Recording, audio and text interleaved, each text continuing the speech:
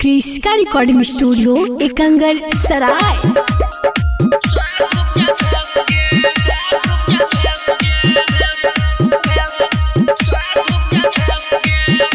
Presented by Kriska films.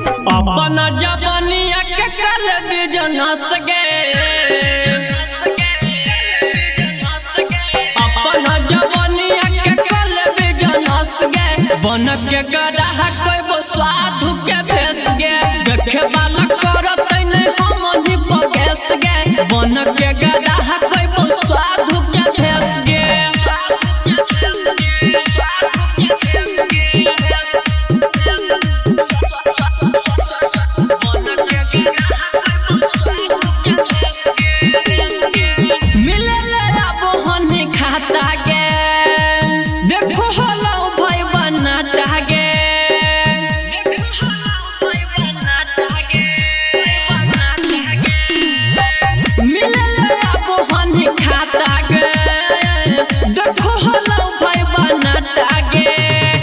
इहे बात सोच हम कलिए बड़ी बेस गे,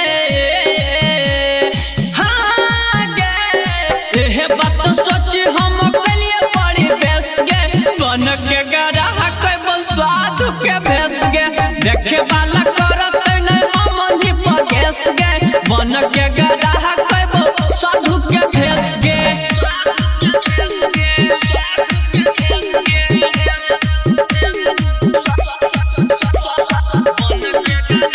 क्रिस्का रिकॉर्डिंग स्टूडियो एकंगर सराय। देखे के तोरा छौरी साथा गे, फोड़ल को बाऊ तोरा माथा गे,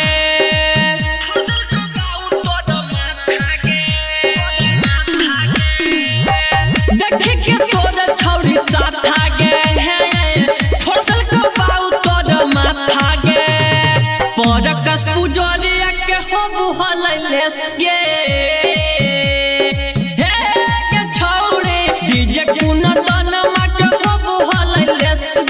बन के गड़ा कोई साधु के भेस गे, देखे वाला करत नहीं हम ही पगेस गे, बन के गड़ा कोई साधु के भेस गे। तोरा चलते बड़ी नुकसान होलो।